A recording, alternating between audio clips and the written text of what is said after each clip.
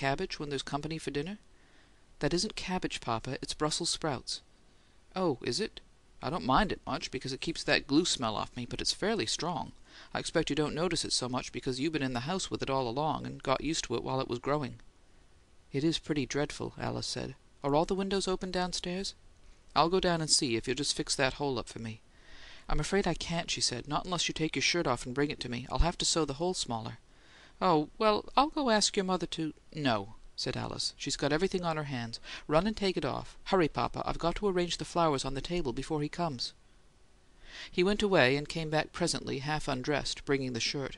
"There's one comfort," he remarked, pensively, as she worked. "I've got that collar off for a while. I wish I could go to table like this. I could stand it a good deal better. Do you seem to be making any headway with the dang thing?" "I think probably I can—" Downstairs the doorbell rang, and Alice's arms jerked with the shock. "Golly!" her father said. "Did you stick your finger with that fool needle?" She gave him a blank stare. "He's come." She was not mistaken, for upon the little veranda Russell stood facing the closed door at last. However, it remained closed for a considerable time after he rang. Inside the house the warning summons of the bell was immediately followed by another sound, audible to Alice and her father as a crash preceding a series of muffled falls. Then came a distant voice, bitter in complaint. "Oh, Lord!" said Adams. "What's that?" Alice went to the top of the front stairs, and her mother appeared in the hall below. "Mama!" Mrs. Adams looked up. "It's all right," she said, in a loud whisper. "Gertrude fell down the cellar stairs. Somebody left a bucket there, and—" She was interrupted by a gasp from Alice, and hastened to reassure her.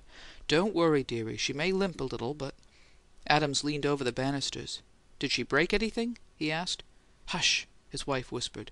"No, she seems upset and angry about it more than anything else, but she's rubbing herself, and she'll be all right in time to bring the little sandwiches. Alice, those flowers."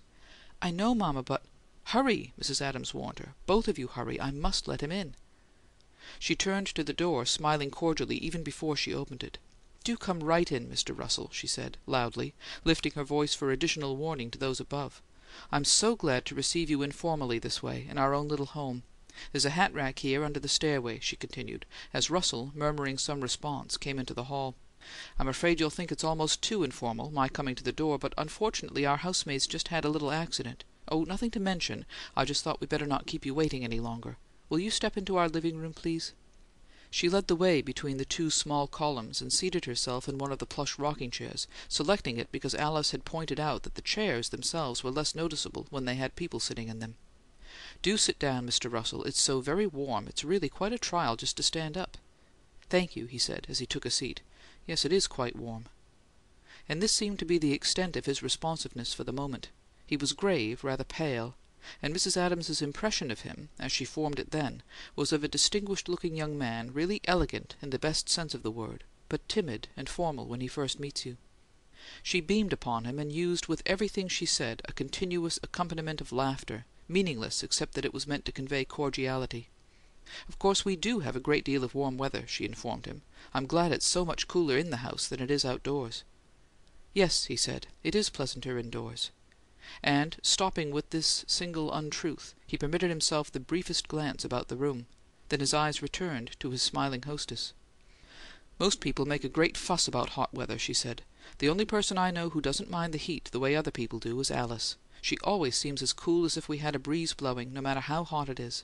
But then she's so amiable she never minds anything. It's just her character. She's always been that way since she was a little child, always the same to everybody, high and low. I think character's the most important thing in the world, after all, don't you, Mr. Russell?" "Yes," he said, solemnly, and touched his bedewed white forehead with a handkerchief. "Indeed it is," she agreed with herself, never failing to continue her murmur of laughter. "That's what I've always told Alice, but she never sees anything good in herself, and she just laughs at me when I praise her. She sees good in everybody else in the world, no matter how unworthy they are or how they behave toward her, but she always underestimates herself. From the time she was a little child she was always that way. When some other little girl would behave selfishly or meanly toward her, do you think she'd come and tell me? Never a word to anybody. The little thing was too proud.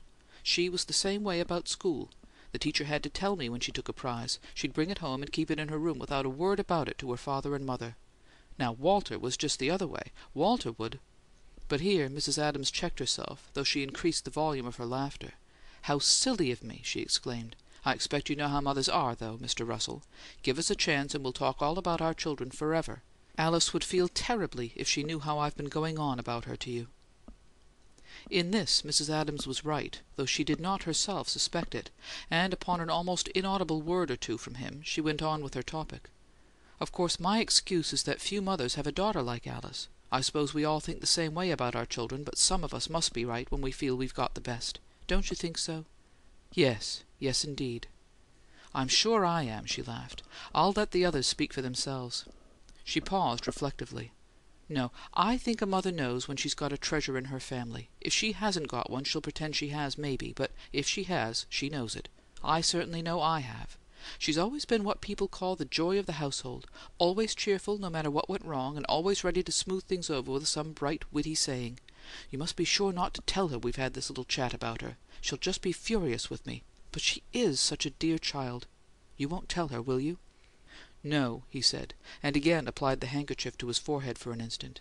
"No, I'll—" He paused and finished lamely, "I'll not tell her." Thus reassured, Mrs. Adams set before him some details of her daughter's popularity at 16, dwelling upon Alice's impartiality among her young suitors. She never could bear to hurt their feelings, and always treated all of them just alike. About half a dozen of them were just bound to marry her. Naturally, her father and I considered any such idea ridiculous. She was too young, of course. Thus the mother went on with her biographical sketches, while the pale young man sat facing her under the hard overhead light of a white globe, set to the ceiling, and listened without interrupting. She was glad to have the chance to tell him a few things about Alice that he might not have guessed for himself, and indeed she had planned to find such an opportunity if she could, but this was getting to be altogether too much of one, she felt. As time passed, she was like an actor who must improvise to keep the audience from perceiving that his fellow players have missed their cues.